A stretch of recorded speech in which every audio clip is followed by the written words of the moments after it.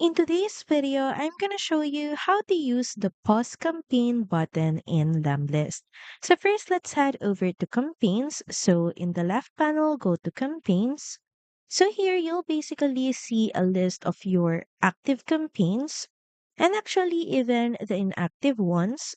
And as you notice here under the status section, you'll see this blue toggle buttons and they are currently turned on, which means that your campaign is currently active and running.